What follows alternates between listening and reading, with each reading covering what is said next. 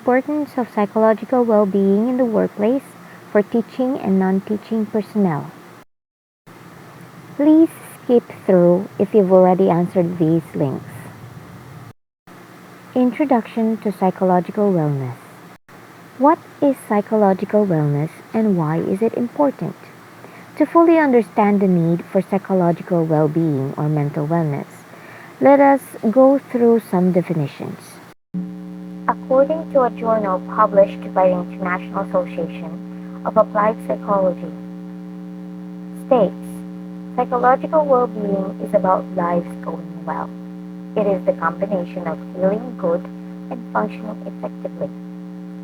Now, sustainable well-being requires us to experience painful emotions, as this is part of a normal life.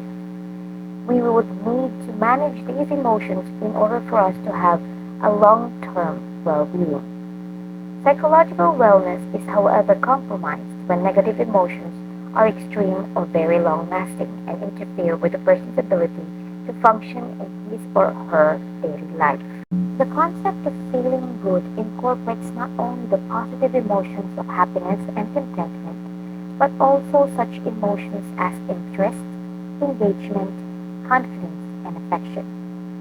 The concept of functioning effectively in a psychological sense involves the development of one's potential, having some control over one's life, having a sense of purpose, and experiencing positive relationships. Another definition from the World Health Organization provides, mental health is a state of mental well-being that enables people to cope with the stresses of life, realize their abilities, learn well, and work well, and contribute to their community. It is then an integral component of health and well-being that underpins our individual and collective abilities to make decisions, build relationships, and shape the world we live in. Mental health is a basic human right, and it is crucial to personal, community, and socio-economic development. A brief history of psychology.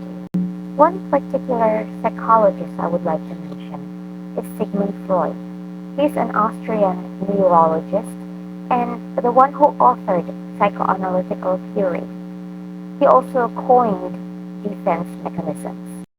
He defined defense mechanisms as mechanisms that protect the conscious mind from contradictions between the animalistic id and the idealistic superego, ultimately contributing to mental homeostasis. Freud then categorized 10 common defense mechanisms. These are displacement, denial, repression, suppression, sublimation, projection, intellectualization, rationalization, regression, and reaction formation. Displacement. Taking feelings out on others. Example, being angry at your boss but taking it out on your spouse instead. Denial. Denying that something exists. Example, being the victim of a violent crime yet denying that the incident occurred. Repression. Unconsciously keeping unpleasant information from your conscious mind, being abused as a child but not remembering the abuse. Suppression. Consciously keeping unpleasant information from your conscious mind. Example, being abused as a child but choosing to push it out of your mind. Sublimation. Converting unacceptable impulses into acceptable outlets. Example, being upset with your spouse but going for a walk instead of fighting. Projection. Assigning your own unacceptable feelings or qualities to others. Example, feeling attracted to someone other than your spouse, then fearing that your spouse is cheating on you. Intellectualization. Thinking about stressful things in a clinical way.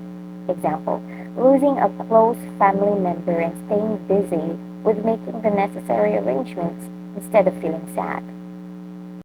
Rationalization. Justifying an unacceptable feeling or behavior with logic. Example, being denied a loan for your dream house, then saying it's a good thing because the house was too big anyway. Regression. Reverting to earlier behaviors. Example, hugging a teddy bear when you're stressed, like you did when you were a child. Reaction formation. Replacing an unwanted impulse with its opposite. Example, being sad about a recent breakup, but acting happy about it. ISO 45001 is the international standard for health and safety at work developed by the national and international standards committees independent of government. ISO 45003 is the guideline for managing psychological health, safety, and well-being in the workplace. Signs of exposure to psychosocial risks. Social isolation or withdrawal, refusing offers of help or neglecting personal well-being needs. Increased absence from work or coming to work when ill. Lack of engagement, reduced energy, high staff turnover, low quality performance or failure to complete tasks assignments on time. Reduced desire to work with others, conflicts, lack of willingness to cooperate and bullying, increased frequency of incidents or errors. Thank you for going through our audio-visual presentation. Enjoy the rest of the day and God bless.